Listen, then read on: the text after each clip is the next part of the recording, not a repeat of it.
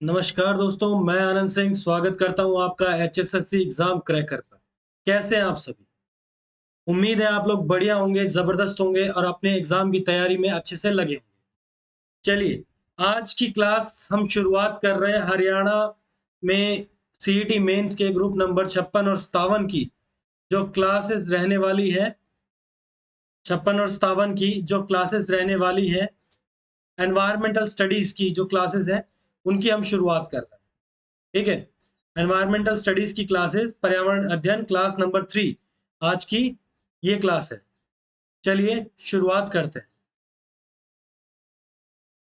अब आज का जो टॉपिक रहने वाला है वो है water and mineral resources. Water and mineral resources यानी जल और खनिज संसाधन। ठीक है। वाटर और मिनरल, अगर इनकी बात करें तो ये हमारे जो सिलेबस में, जिस सिलेबस के जिस पैटर्न में हम चल रहे हैं, हमारे नेक्स्ट टॉपिक्स वाटर और मिनरल रिसोर्सेज ही है। तो आज की इस वीडियो में वाटर और मिनरल रिसोर्सेज को कंप्लीट कर लेंगे। आगे बढ़ने से पहले आप लोगों के लिए बहुत अच्छी सूचना, हमारा खुद का पोर्टल आ चुका है। हाँ जी भाई, बिल्कुल आपने सही खबर सुनी। हमारा खुद का पोर्टल आ चुका है, क्योंकि बहुत से बच्चे ऐसे थे जो मुझे कह रहे थे कि सर एमसीक्यू क्वेश्चंस की प्रैक्टिस करनी है, मॉक टेस्ट के क्वेश्चंस की प्रैक्टिस करनी है।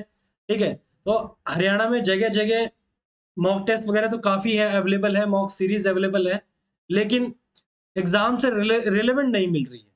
इसीलिए मैंने खुद का अपना आपको लोगों के लिए पोर्टल बनवाया, HSSC exam cracker, HSSC examcracker.com के नाम से।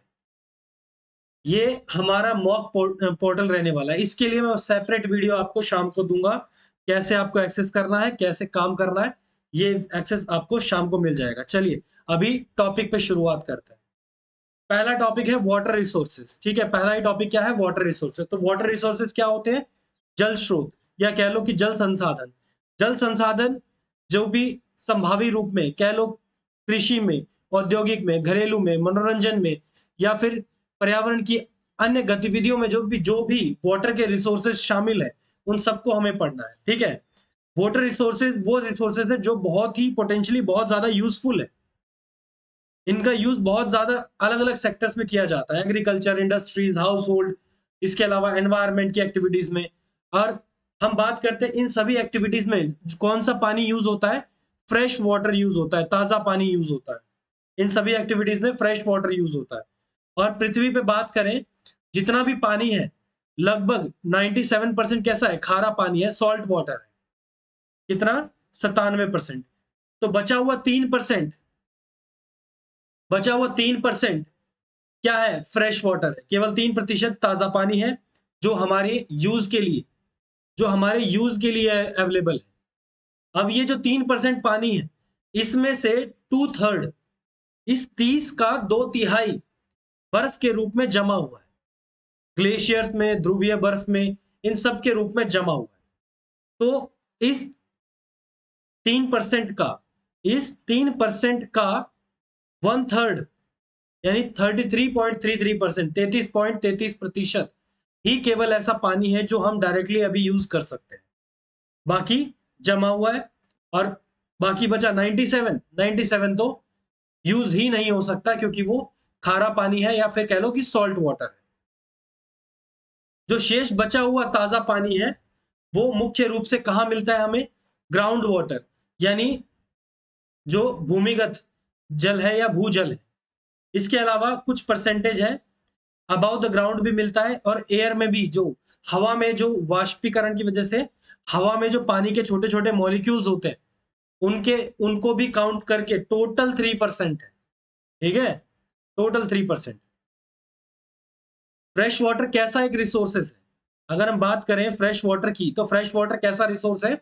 एक रिन्यूएबल रिसोर्सेज है, नवीकरणीय संसाधन है, रिन्यूएबल रिसोर्स है।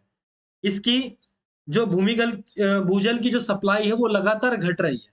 उसके रीजन क्या है? उसके रीजन है हमारा लगातार भूजल का अधिक से अधिक उपयोग करना, बढ़ती हुई पॉपुलेशन का लगातार यूज करना। फ्रेश वाटर की अगर बात करें तो एशिया दक्षिण अमेरिका या उत्तरी अमेरिका में सबसे प्रमुख रूप में कमी आ रही है। पानी में जो डिप्लीशन है, so most of kin continents की हम बात करें, Asia, south America, north America, ये वो कॉन्टिनेंट्स है जहां पे पानी की लगातार कमी आ रही है। जो फ्रेमवर्क तैयार किया गया है, जो उपभोक्ता है ना, जो वाटर राइट्स के अकॉर्डिंग जो फ्रेमवर्क तैयार किया गया है वाटर को एलोकेट करने के लिए, वाटर को एलोकेटिंग, वाटर का मतलब क्या होता है, आवंटन की, और फ्रेमवर्क का मतलब होता है रूपरेखा। तो कैसे पानी को लोगों में बांटा जाएगा, उसका जो ढांचा, उसका जो फ्रेमवर्क मौजूद है, उसे हम क्या कहते हैं, जल अधिकार कहते हैं।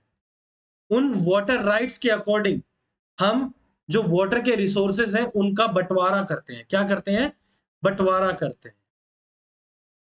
यहां तक आपको सिर्फ एक चीज समझ में आई होगी कि बहुत सारे वाटर रिसोर्सेज हैं जिनके अंदर 97% तो ऐसा है जिसे हम यूज ही नहीं कर सकते, जो यूजेबल है वो केवल 3% है, और उसमें से भी 66.66% यानी 2/3 पानी जमा हुआ है बर्फ के रूप में, पोलर आइस कैप्स के रूप में, ग्लेशियर्स के रूप में, और बचा हुआ केवल 33% फ्री है, लेकिन उसमें से ज्यादातर ग्राउंड वाटर है, और ग्राउंड वाटर की लगातार कमी होती जा रही है।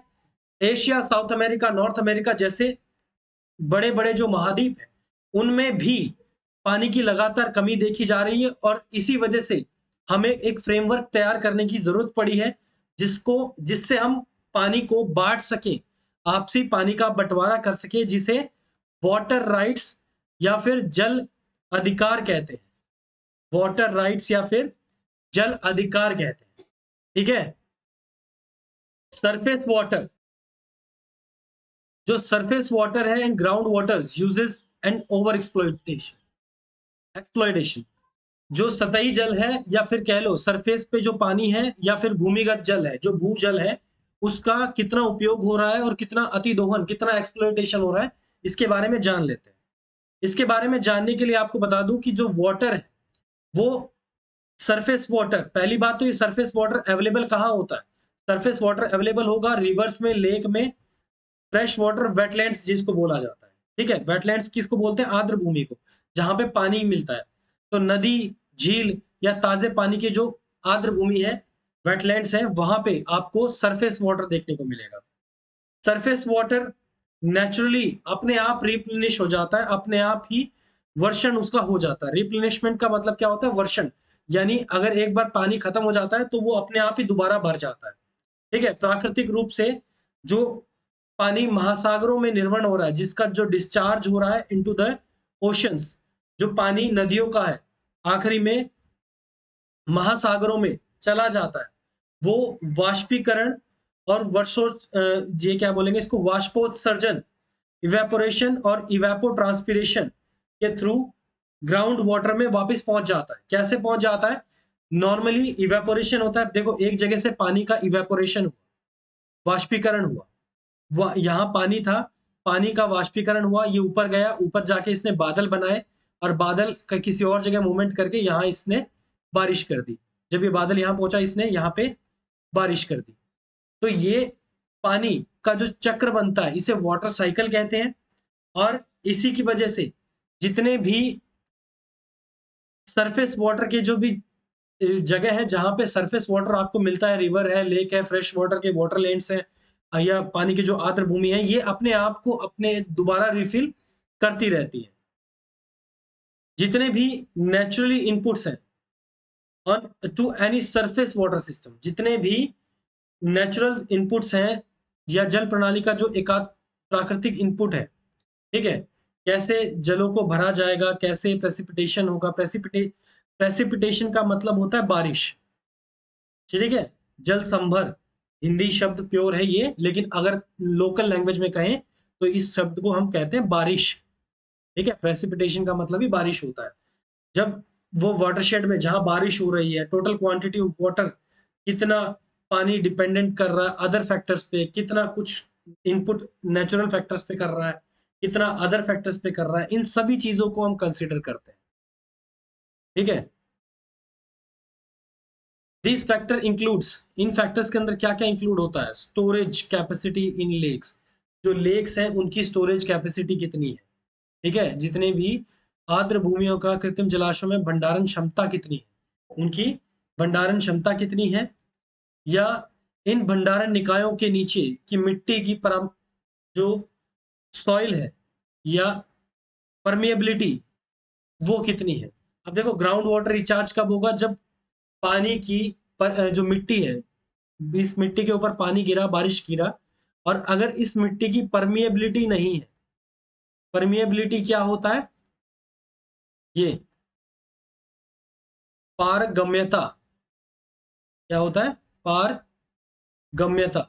अब ये पारगम्यता है क्या, पानी का बीच में से रिस के चला जाना, जो मिट्टी पे पानी गिरा उसका रिस के भूमि में पहुंच जाना या भूमिगत जल से जाके मिल जाना, मिट्टी की परमेबिलिटी कहलाता है, कि उसके अंदर से उसको पास होने देना। तो मिट्टी की परमेबिलिटी पे भी डिपेंड करता है।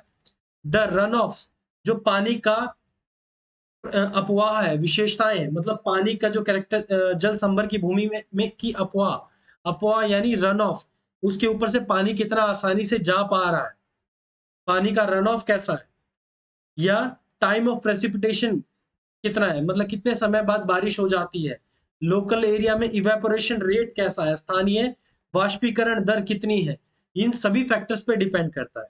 ये जितने भी फैक्टर्स हैं, सभी की वजह से जल की हानि का जो अनुपात होता है उसको प्रभावित करते हैं। ये सभी फैक्टर्स जो भी वाटर लॉस का प्रपोर्शन है उसको इफेक्ट डालते हैं, उसके ऊपर उसका प्रभाव डालते हैं। अगर ह्यूमन एक्टिविटीज के बारे में बात करें हम, तो ह्यूमन एक्टिविटीज के कारण इन जितने भी ये कारक हैं इनके ऊपर व्यापक रूप से बहुत ही विनाशकारी प्रभाव पड़ते हैं। मनुष्य ऐसी ऐसी बलाएं, इनकी वजह से कभी कोई ढंग का काम एनवायरनमेंट के लिए हो ही नहीं सकता। ठीक है, इनकी वजह से जितने भी फैक्टर्स हैं, जितने भी ये कारक हैं, भूजल के या कह लो भूमिगत जल के, या फिर जो सरफेस वाटर है उसके लिए, सभी के लिए, हर चीज के हम उनको नुकसान ही पहुंचाते हैं। मनुष्य प्राय जलाशयों का निर्माण करके भंडारण क्षमता में वृद्धि करता है। देखो नॉर्मल एक लेक है, एक लेक है, उस लेक की कैपेसिटी हम क्या करते हैं, खोद खोद के बढ़ा देते हैं। आर्द्र भूमियों का अपवाह इससे घट जाता है, इससे जो ड्रेनिंग होता है वेटलैंड्स का वो घट जाता है, और कहीं ना कहीं दिक्कत आ जाती है। कहीं पे डैम बना के हम पानी को रोक देते हैं, बहते हुए पानी को डैम बना के रोक लेते हैं, इससे भी काफी नुकसान होता है।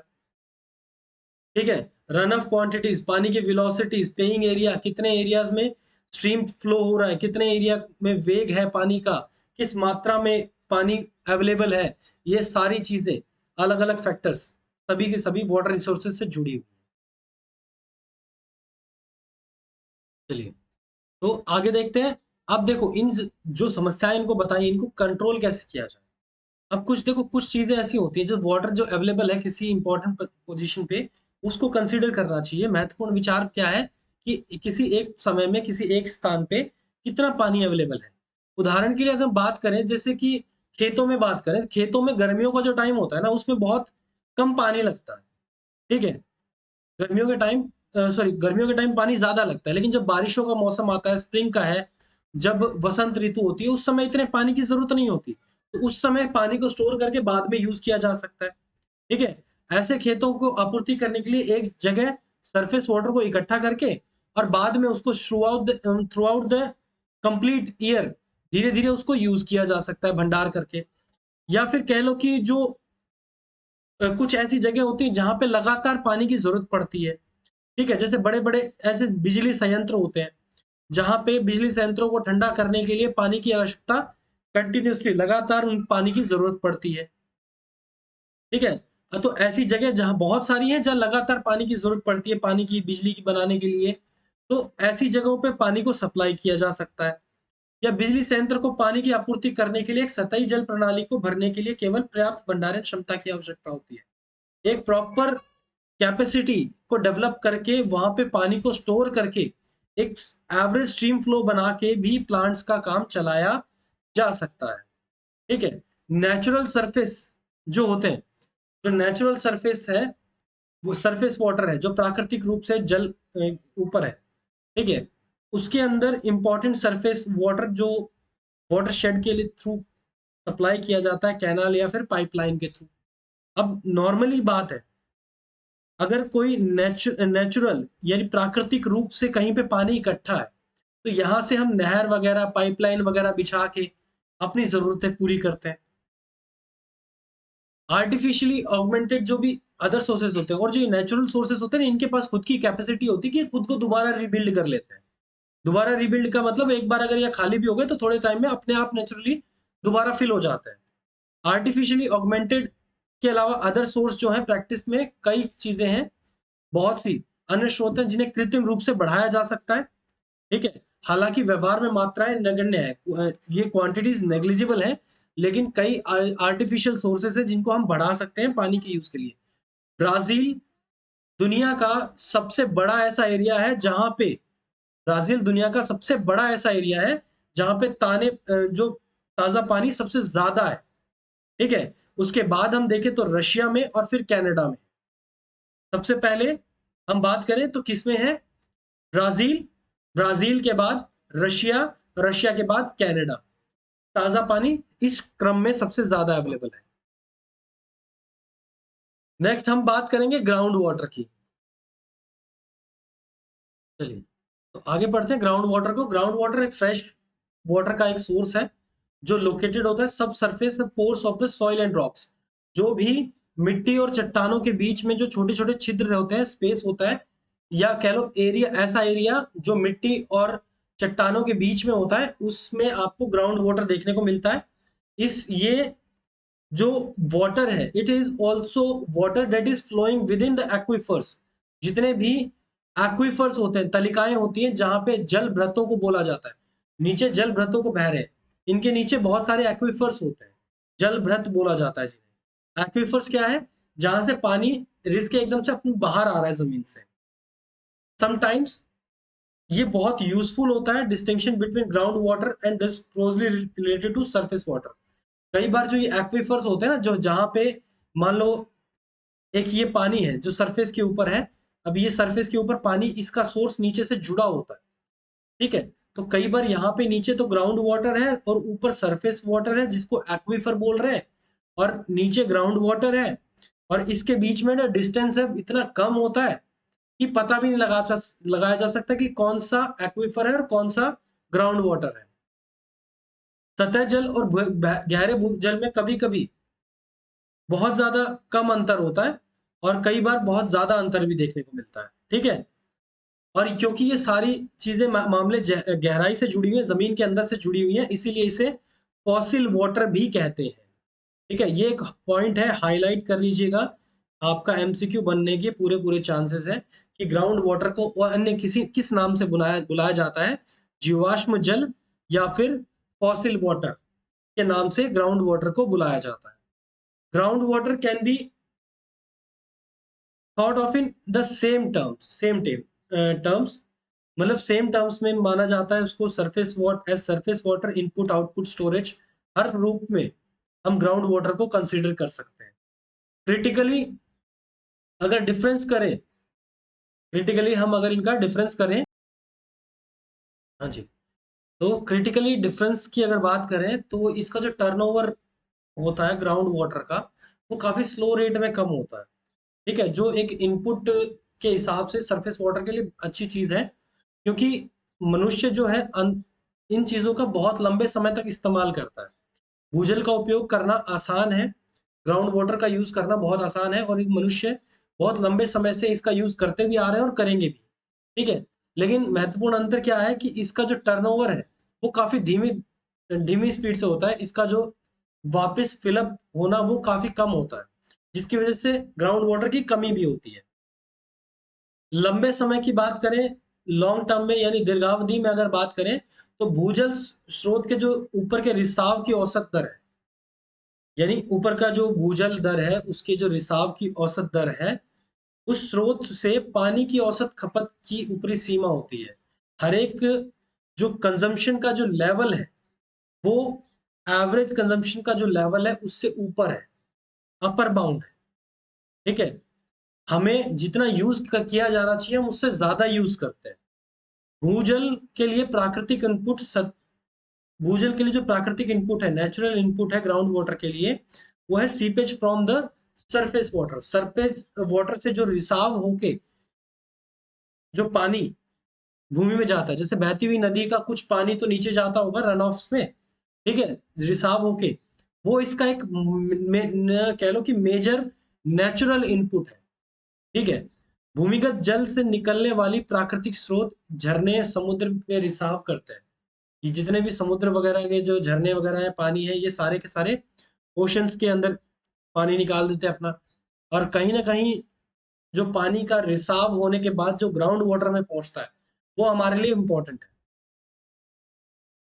सरफेस वाटर जो है is a source also subject to substantial evaporation. Evaporation ground water source में बिकम सैलाइन। अब कई बार क्या होता है कि देखो, मैं सिंपल से बता दूं, जैसे कि एक मैं बाइफरकेशन करता हूँ, इस तरफ समुद्र है और इस तरफ ये जमीन है, और जमीन के नीचे ये ग्राउंड वाटर है यहाँ। और यहाँ तक इस तरफ मान लो बाई चांस सीपेज हो जाए, सीपेज यानी रिसाव हो जाए पानी का, और समुद्र का पानी इस ग्राउंड वाटर से आके मिलने लग जाए, तो ये ग्राउंड वाटर कैसा हो जाएगा? ये सैलाइन हो जाएगा, खारा हो जाएगा, ठीक है। सतही पर जल स्रोत भी पर्याप्त वाष्पीकरण के अधीन है। जो ऊपर का जो जल है ना, उसके अंदर वाष्पीकरण भी होता है। इसकी कई बार क्या होता है कि जो समुद्र की तरफ से जो पानी मिल जाता है, या वाष्पीकरण की वजह से जो पानी है वो कैसा हो जाता है? खारा हो जाता है। यह स्थिति स्वाभाविक रूप से एक सिचुएशन को दिखाती है, ठीक है, एक सिचुएशन को दिखाती है। जो कंडीशन है, ये एक सिचुएशन को दिखाती है। इन पॉइंट्स पे आप ये पढ़ सकते हो कि कई बार क्या होता है कि हम मान लो ऐसी किसी जमीन पे एग्रीकल्चर करने लग जाए, ठीक है, यहाँ पे हमने खेत जोतने शुरू कर दिए, पास में समुद्र है या फिर कोई खारे पानी का सोर्स है, और यहाँ से खारे पानी के सोर्स से भूमिगत जल में रिसाव होना शुरू हो गया, भूजल में रिसाव होना शुरू हो गया। उसका मेन रीजन क्या होगा? उससे इफेक्ट क्या पड़ेगा? उससे मिट्टी में सेलेनाइजेशन हो जाएगा, कॉज सॉइल सेलेनाइजेशन, यानी मिट्टी के लवणीकरण का ये बहुत इंपॉर्टेंट कारण बनता है, ठीक है।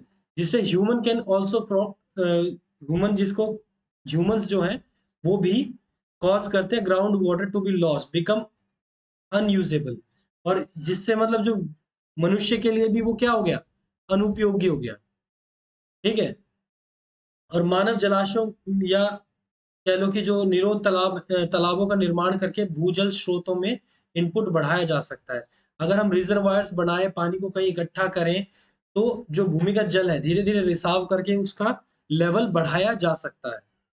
लेकिन अभी हाल क्या है? अभी हाल ये है कि हम ग्राउंड वाटर का इतना ज्यादा यूज कर रहे हैं कि आने वाले कुछ सालों के अंदर ग्राउंड वाटर बचेगा ही नहीं, ठीक है। चलिए, next is surface some of negative effects of ground water depletion. जो भूमि जल की जब कमी होती है, उसके कुछ नकारात्मक प्रभाव क्या है? नकारात्मक प्रभाव, lowering of the water table. जो वाटर टेबल है, पानी का जो लेवल है भूमिगत जल के अंदर, जैसे मान लो ये तो मिट्टी की ऊपरी सतह है, ठीक है, ये मान लो ग्रीन कलर से बनाया था, ये मिट्टी की ऊपरी सतह है, और यहाँ पे नीचे पानी है, यहाँ नीचे पानी है। तो इस लेवल तक, जहां तक पानी है, इसे वाटर टेबल कहते हैं, ठीक है। और लगातार पानी के रिसाव की वजह से या पानी के लगातार यूज की वजह से ये वाटर टेबल जो है, अब लेवल इसका घटता जा रहा है, ठीक है। एक्सेसिव पंपिंग, ज्यादा से ज्यादा पानी करके पंपिंग के थ्रू हम बाहर निकाल रहे हैं ग्राउंड वाटर का, जिसकी वजह से कुएं वगैरह अब ज्यादा पानी उनके अंदर बचा नहीं है। अब ये वाटर टेबल का कंसेप्ट आपको ना पुराने कुओं में देखने को मिलेगा। आपने गांव में पुराने कुएं अगर देखे हो, तो उन कुओं के अंदर क्या होता है? एक कुओं के अंदर, ये जैसे कुआं बना हुआ है, इस कुएं के अंदर यहाँ तक पानी है, ठीक है, यहाँ तक पानी है। हम जैसे ही पानी ले निकालते निकालते पानी का लेवल यहाँ गया, थोड़ी देर में ये पानी का लेवल फिर यहाँ पहुंच जाता है। क्यों पहुंच जाता है? क्योंकि वहां पे वाटर लेवल जो इसके साइड में जो वाटर लेवल है, वो इस लेवल से ज्यादा है, ठीक है। इसके साइड में जो जमीन है, उसमें अगर हम वाटर लेवल देखें तो वो ज्यादा है। इस वजह से यहाँ से रिसाव होकर पानी का वापिस इसका लेवल बढ़ जाता है। जैसे पुराने समय में या राजस्थान में बावड़ियां बोलते थे जिनको, या पुराने समय जहाँ पानी वगैरह अवेलेबल होता था बावड़ी बोलते थे। तो ये बावड़ी है, जो कुएं है, ये क्या, ये इनका जो वाटर लेवल है ये ऑटोमेटिकली क्यों बढ़ता था नीचे से ग्राउंड वाटर का, क्योंकि वाटर टेबल जो था, वाटर का जो लेवल है वो काफी अच्छा था। लेकिन एक्सेसिव पंपिंग की वजह से ये भी कम हो रहा है। नेक्स्ट पॉइंट, अगर हम नेक्स्ट बात करें तो इंक्रीज कॉस्ट, इसकी वजह से वाटर टेबल, जो वाटर टेबल है वो लो हुआ है।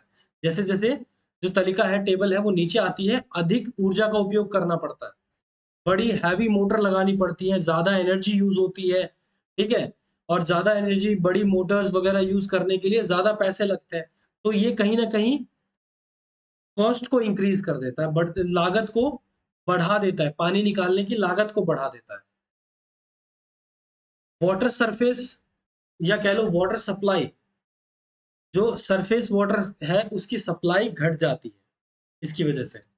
अब सरफेस की वाटर सप्लाई का घटना, यानी नॉर्मली हम पानी का जो अवेलेबिलिटी है, जहां पानी इकट्ठा कर रहे हैं, ग्राउंड वाटर, सरफेस वाटर, ये आपस में जुड़े हुए हैं। जब ग्राउंड वाटर का ओवर यूज होता है तो कहीं ना कहीं जो लेक्स हैं या स्ट्रीम्स हैं, वो कनेक्ट जो होती है ग्राउंड वाटर से, वहां पे भी सप्लाई कम हो जाती है। सतही जल की आपूर्ति में कमी में आप सिंपल सा एक कंसेप्ट समझो कि ग्राउंड वाटर की बात करें या फिर सरफेस वाटर की बात करें, कहीं ना कहीं ये दोनों एक दूसरे से जुड़े हुए हैं। अगर एक में कमी आएगी तो दूसरे में भी कमी आएगी, ठीक है। लैंड सब्सिस्टेंस, जहां पे पानी की ज्यादा कमी हो जाती है, नीचे दलदली इलाका हो जाता है, वहां पे जमीन के धंसने के यानी भूस्खलन के चांसेस रहते हैं, ठीक है। जमीन मिट्टी में नीचे धंस जाती है, मुख्य रूप से भूजल के अत्यधिक उपयोग से जल मिट्टी ढह जाती है, जम जाती है और गिर जाती है, नीचे की तरफ धंस जाती है। पहाड़ों में ये ज्यादातर देखने को मिलता है, लैंड सब्सिस्टेंस, भूस्खलन। लेकिन अगर जो पानी का वाटर लेवल है वो बहुत ज्यादा नीचे चला जाए तो ये आम प्लेन एरियाज में भी देखने को मिल सकती है ये चीजें। वाटर क्वालिटी का जो कंसर्न है, पानी की जो गुणवत्ता है, उससे संबंधी भी एक चिंता उभर के आती है, क्योंकि तटीय क्षेत्रों में जो बहुत सारे खारे पानी के स्रोत होते हैं, जिनकी वजह से ज्यादातर जो एरिया है, लैंड है या पानी है, वो खारा ही हो जाता है, ठीक है। और परिणाम स्वरूप जो पानी की आपूर्ति है वो खारे पानी के रूप में देखी जाती है। खारा पानी लोगों को अवेलेबल होता है, जो वाटर सप्लाई को घटा देता है, जिसकी वजह से वाटर सप्लाई कंटामिनेट हो जाती है तटीय क्षेत्रों पे। तो ये सारे थे हमारे, जितने भी थे वाटर रिसोर्सेज के बारे में, कमियां थी, दिक्कत थी, जो भी था वाटर रिसोर्सेज के बारे में इतना ही था, ठीक है। नेक्स्ट आता है हमारे पास मिनरल रिसोर्सेज। लेकिन आगे बढ़ने से पहले, अगर आपको वीडियो अच्छी लग रही है तो प्लीज लाइक कीजिएगा, शेयर कीजिएगा, और चैनल को सब्सक्राइब जरूर कर लीजिए, ठीक है, ताकि जितनी मेहनत आपके लिए की जा रही है वो सफल तो हो। चलिए, a mineral is pure inorganic. Mineral क्या होता है? खनिज संसाधन। क्या होता है? प्योर इनऑर्गेनिक सब्सटेंस होता है, जो नेचुरली हमें कहाँ मिलता है? अर्थ क्रस्ट में मिलता है। अर्थ क्रस्ट में यानी भूमि, जो ग्राउंड वाटर से बीच में जो ये जमीन है, ठीक है, ये जमीन है, इस जमीन के अंदर अर्थ की क्रस्ट में, भूपट्टी पे जो हमें खनिज मिलते हैं, वो प्योर फॉर्म में, इनऑर्गेनिक फॉर्म में या नेचुरली जो मिलते हैं, वो सारे क्या है? नेचुरल रिसोर्सेज हैं या मिनरल रिसोर्सेज हैं, ठीक है जी। और जितने भी अर्थ क्रस्ट की बात करें, एक सेकंड कलर चेंज कर लेते हैं। Earth crust, all of the earth crust except rather small portion of crust that contains organic material is made up of minerals। यानी भूपर पट्टी की अगर हम बात करें, भूपर पट्टी की, तो कुछ छोटे से एरिया को अगर छोड़ दें तो बाकी जितनी भी जगह है लगभग कार्बनिक पदार्थों का एक मिश्रण है, उससे बनी हुई है।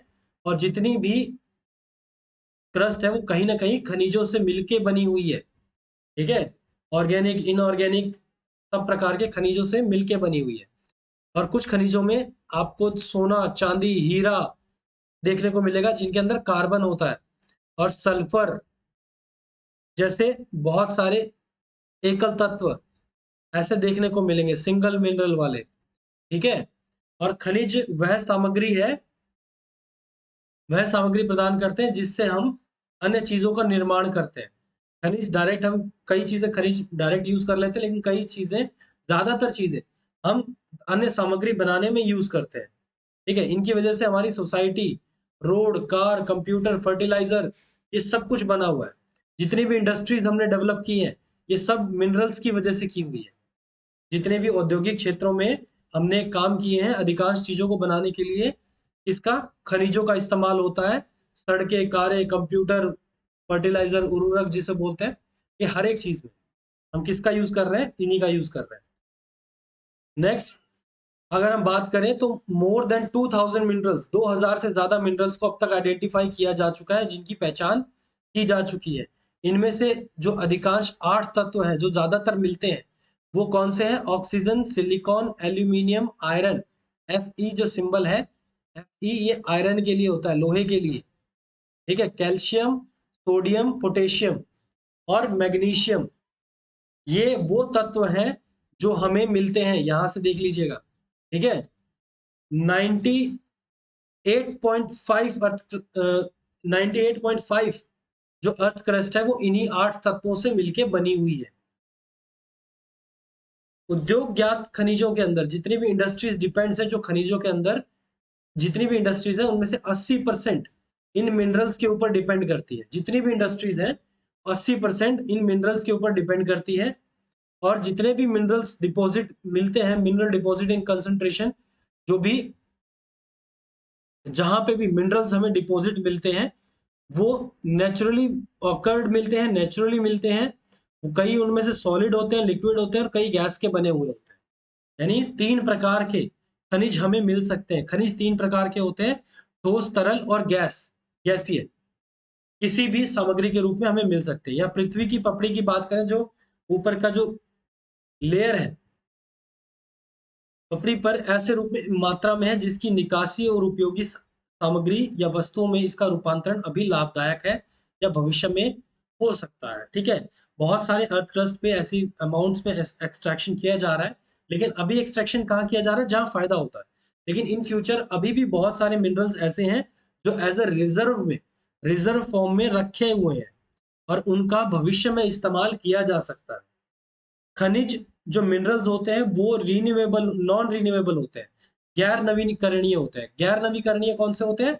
जो एक बार यूज हो जाए, बार बार यूज नहीं हो सकते। तो खनिज संसाधन ऐसे होते हैं जिनके अंदर लोहा, तांबा, एल्यूमिनियम, या आयरन, कॉपर, एल्यूमिनियम, या कुछ नॉन मेटल्स, गैर धातु, जिनके अंदर सॉल्ट, जिप्सम, क्ले, रेत, मिट्टी, फॉस्फेट, ये सब आ जाते हैं। तो इन सभी चीजों का इस्तेमाल भी खनिजों के रूप में किया जाता है। तो मेटल्स में भी आता है, नॉन मेटल्स में भी है। तो खनिज तो दोनों प्रकार के टाइप में मिलेंगे आपको। इसके अलावा कुछ मेटालॉइड्स में भी मिलते हैं। The general use of minerals occurs in developed countries, ज्यादातर जो यूज होता है खनिजों का, वो कौन से देशों में हो रहा है? जो विकसित देश है।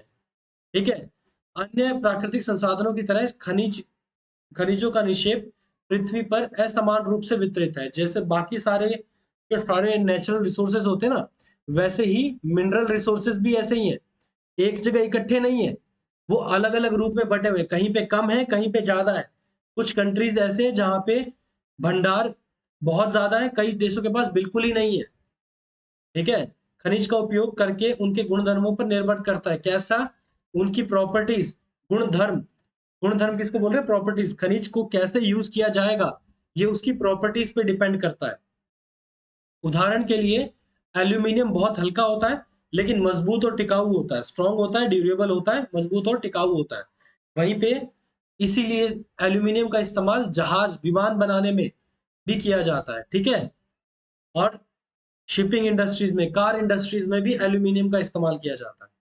मानव धन के रूप में अगर हम बात करें, कृषि और विनिर्माण और खनिज संसाधनों में भी आता है। ह्यूमन वेल्थ बेसिकली कम्स, ये यहाँ से पॉइंट आपको क्लियर समझ में आएगा। Human wealth basically comes from agriculture, manufacturing and mineral sources.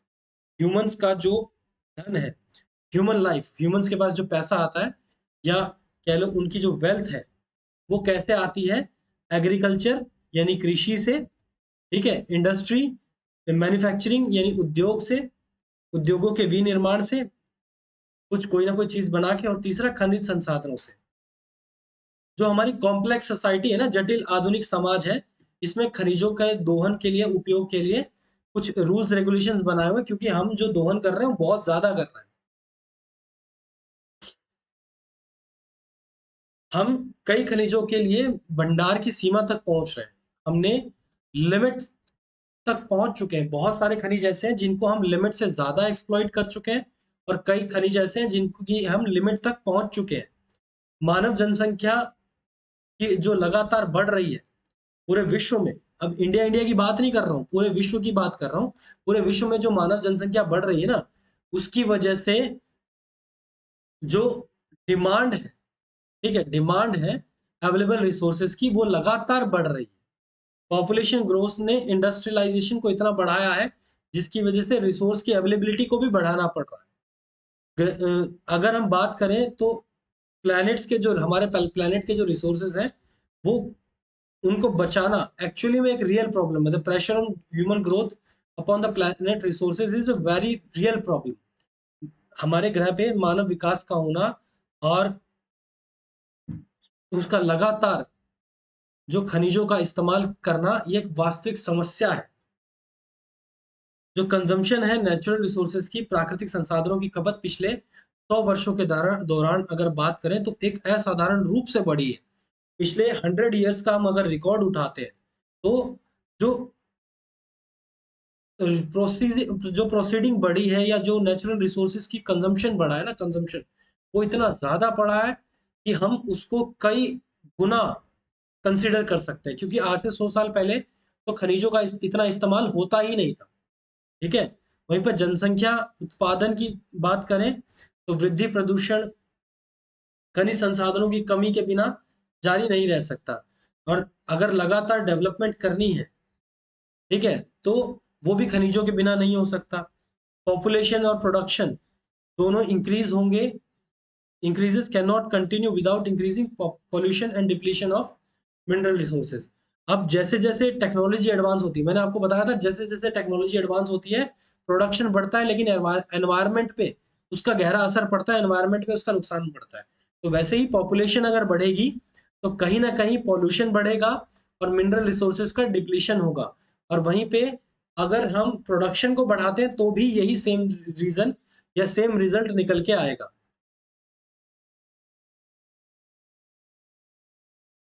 तो नेक्स्ट आगे चलते हैं। नेक्स्ट टॉपिक हमारा है environmental effects of mineral extraction. अब खनिज निष्कर्षण के पर्यावरणीय प्रभाव क्या क्या है। देखिए,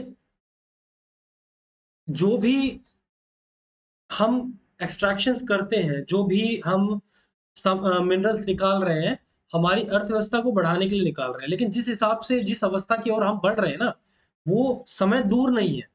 वो समय दूर नहीं है जब थोड़ी सी मिनिमम ग्रोथ के लिए, हमारी इकोनॉमी के लिए हमें बहुत ज्यादा मिनरल्स की जरूरत पड़ने वाली है। इसीलिए जो माइनिंग एक्टिविटीज है वो काफी छोटे एरिया में की जाती है, बहुत छोटे से क्षेत्र में की जाती है, लेकिन एनवायरनमेंट पे इसका बहुत बड़ा गहरा प्रभाव पड़ता है, इसलिए गंभीर चिंता का विषय है। एनवायरमेंटल डिग्रेडेशन की वजह से क्या क्या नुकसान होते हैं वो हम नेक्स्ट स्लाइड में देखते हैं। ठीक है, चलिए।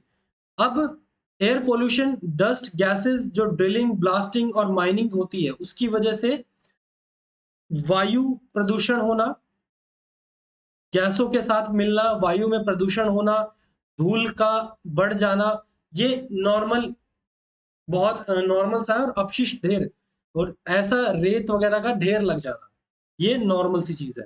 ठीक है। उसके बाद इसी पॉल्यूशन की वजह से वाटर पॉल्यूशन यानी जल प्रदूषण भी होता है, जब परमाणु तत्व और अन्य हानिकारक जो तत्व हैं वो खदानों से बाहर निकल के जो बहते हुए पानी वगैरह में या किसी अदर जगहों पे जाके इन्फ्लुएंट करते हैं, मिल जाते हैं।